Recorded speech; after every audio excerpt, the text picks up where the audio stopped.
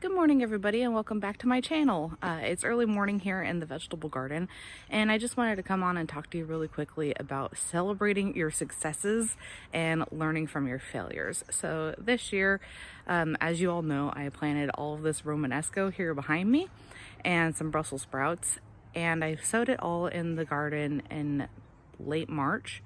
And it hasn't been doing that great. It hasn't produced anything. And then I had cutworms on it. I've been doing treatments on it, and then had a really bad aphid infestation. But I did notice something and I wanted to show you. So let me turn the camera around. So in my book, I kind of considered this a failure and ripped out some of the plants, not all of them, but I wanted to keep going just to see what would happen.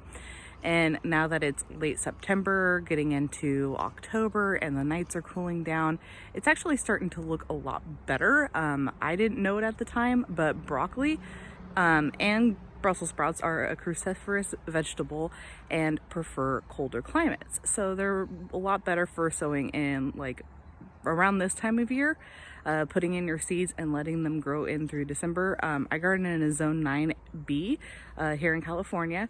And they just do a lot better in wintertime than they do in summertime. So the Brussels sprouts are actually growing Brussels, and I'm going to show you, because that for me is a huge success when I thought all of this behind me was a huge failure. Okay, here I have flipped around the camera just for a size comparison. This all over here is the Romanesco. This here is the Brussels sprouts. The Romanesco producing leaves. It's looking a lot healthier than it has in months. I think it just was too hot and it was wilting leaves and losing them. And then the aphids were attacking it, and I think the plants just weakened. And the same thing happened with the Brussels sprouts. But now that it's starting to cool up a little bit, let me come in here. So here's this Brussels sprout. It's looking a lot healthier. I haven't seen any aphid activity on it. But look at that. There's all those little Brussels, and I think aphids did get to some of them.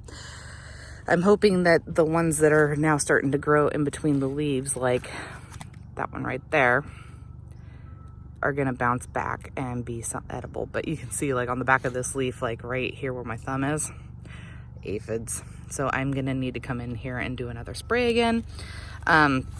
Also, I was doing some research and reading up. So you want to allow the leaves to fall off of it, like the bottom part of the stalk, so that way the plant sends its energy into producing Brussels rather than producing more leaves. Well, that's it for today's video. Thanks for tuning into my channel, and I will see you on the next one. Bye.